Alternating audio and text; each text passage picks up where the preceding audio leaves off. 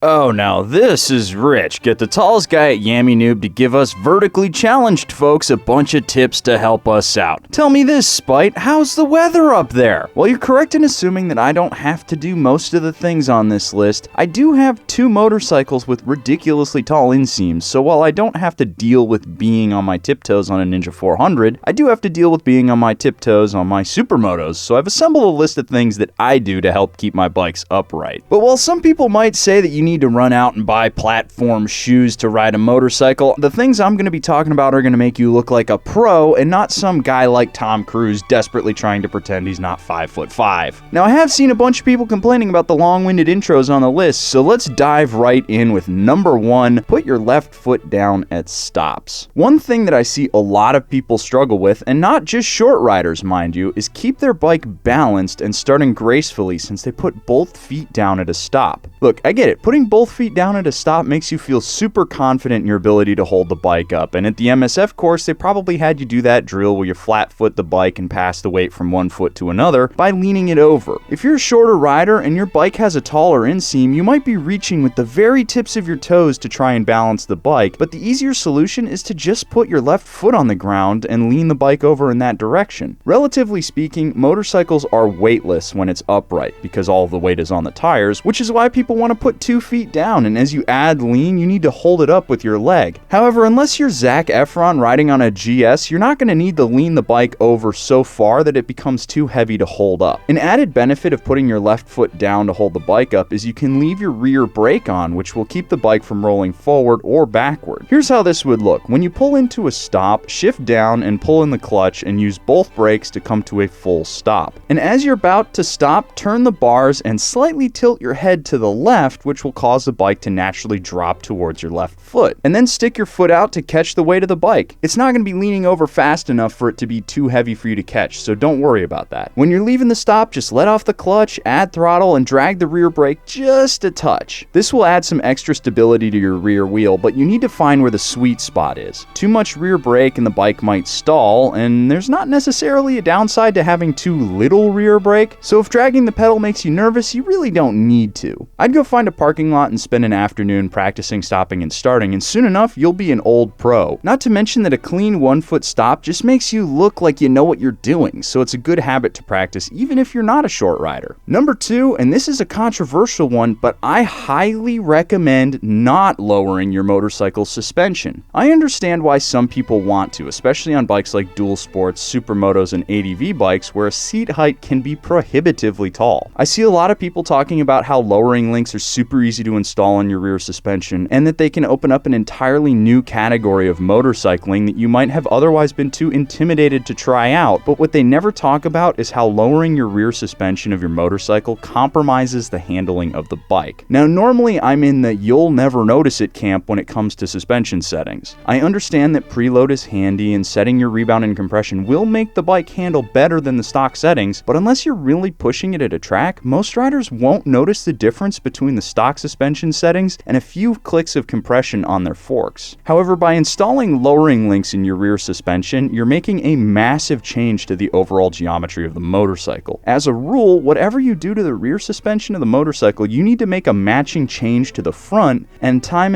again I see people just popping lowering links on their rear suspension and not bothering at all to alter their front forks. In this case, you're artificially extending the front fork rake, you're lowering ground clearance, and you're shifting the weight to the back of the bike. And without getting too into the weeds, let me say that you want as even a weight distribution as possible. If you're thinking about lowering your suspension, first try adding some panniers to the back of your bike. Sure, they might look a little dorky, but the combination of weight from the mounting hardware and the bags themselves might compress the rear suspension just enough to make your bike comfortable. You will need to address your preload, but it's way cheaper and simpler than attempting to lower your motorcycle. And number 3, if you're still worried about seat height, the next best thing you can do is try getting a lowered seat. A lot of manufacturers will include a reach seat for smaller riders, which is a great way to modify the seat height of your bike without altering your suspension geometry. Let's take a look at this photo from Cycle Ergos, which is a great resource to see at a glance what you might fit like on a motorcycle. It's not a one-stop shop, but it will get you in the ballpark. Here we're looking at a stock SMC, basically my bike, but not as good. Brag, brag, ooh, look at how good my bike is. But you can see that my 6'4" self, which we recently recently found out is my height in boots. With a 33-inch inseam, I can't flat foot the bike due to its absolutely massive 36.4-inch seat height. But that number's not quite accurate. First, the SMCR has a 35-inch seat height, so let's drop the seat rise a smidge. Then let's factor in my weight compressing the spring and take out another 3/4 of an inch. You can see that in reality, I'm almost at the point where I can flat foot the motorcycle. Now, if I need to add a reach seat that takes another 3/4 of an inch off the seat height, not only would I be flat footing the motorcycle, but I'd have a slight bend in my knee. Now, admittedly, the SMCR is an extreme example. You're not going to be able to drop 2.5 inches out of the seat height out of most motorcycles other than dual sports or supermotos. But a lot of motorcycles, you don't need more than 3/4 of an inch to get yourself into a comfortable spot. It is worth pointing out that the way a reach seat works is they use less seat foam and replace the squishy stock filling with stiffer materials. So yes, your seat will not be as comfortable as stock, but if you go with an aftermarket company like a Seat Concepts or whatever you can find, not only will you be able to select the style you want, but you might be able to work with them to tailor your fit and make it a bit more comfortable. But the one thing that you need to be putting on your bike, whether you're a shorty person who can't reach the shelves in their kitchen or a tall boy who has to duck under their doorways, is a rock form mount. You already know that rock form makes the best in motorcycle phone mounts and everyday phone cases, right? Well, if you don't, it's kind of their thing. Their cases are drop tested from 6 feet and they have a powerful phone safe magnet that comes in handy way more times than you might think. The base can be mounted to a motorcycle if you're cool, a scooter if you're not, or a bicycle if you're from 1901. But they do have more than just handlebar mounts and phone cases. They've got screen protectors made from tempered glass, wireless charging adapters, dash mounts, speakers, even belt clips if you're a dad who's stuck in the 90s. Click that link down below and check out Rockform's entire range of phone goodies and use the code YN25 to get yourself 25% off your order. The next thing you should try changing is how you mount the motorcycle. And yes, I know people are all like, "Lol, mount, that's sexual," in the comments, but ignore them. What I'm talking about is changing the way you throw a leg over your bike. Maybe hopping on from the kickstand side means that you're on your tiptoes or you smack your knee or your boot into your tail, but if you hop on from the other side, it might actually be easier. Now, I know that sounds counterintuitive since the kickstand side or left side is lower than the other side of the motorcycle, but you can use the foot peg as a stool to stand on while you throw your leg over the bike. The first few times you try mounting up from the right side of the bike, you're gonna feel really weird. You might be worried if the kickstand can bear your entire weight and the bikes at the same time, or if your foot peg can do the same, but trust me, one of my cheapo Amazon foot pegs that I put on my DRZ can handle my not insignificant weight, so your stock foot pegs are gonna do just fine. Just put your right foot on the right foot peg and throw your left leg over the seat. This is another thing that you should practice in a parking lot before you try it on a group ride and tip your bike over, leaving everybody wondering what's wrong with you. But the key is to keep your weight inside the footprint of the motorcycle. That means it's a little to the left of your center of gravity between the kickstand and the tires. If you do that, you'll be surprised how stable it feels. Tip number 5 is to walk your motorcycle. Now, what you're going to want to do is go ahead and get a leash and just drag your motorcycle around behind you.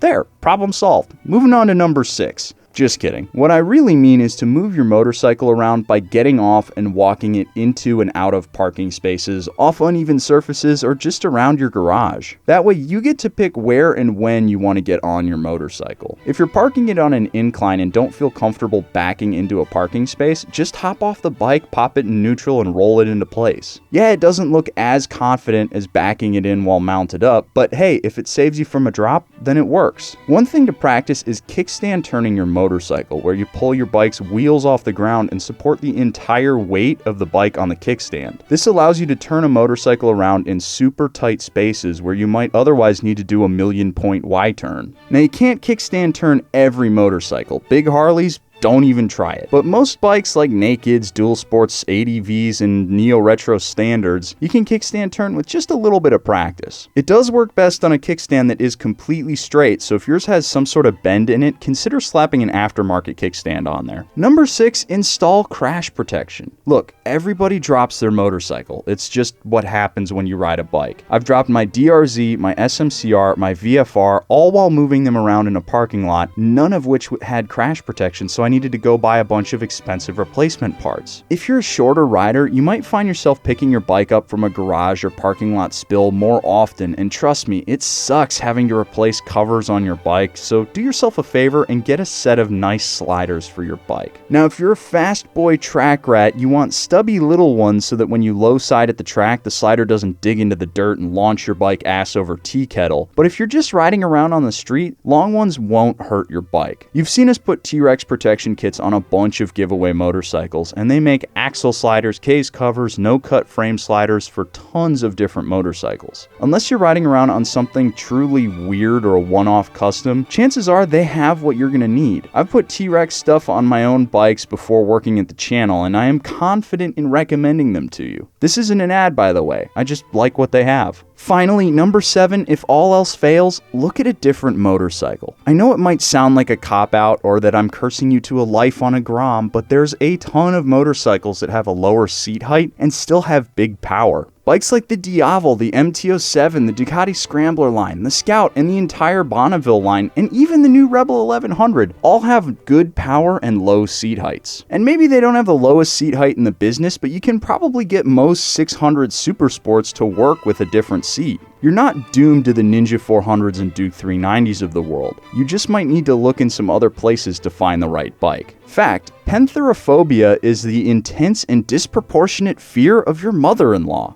Goodbye. Well, howdy, partner. How's it going?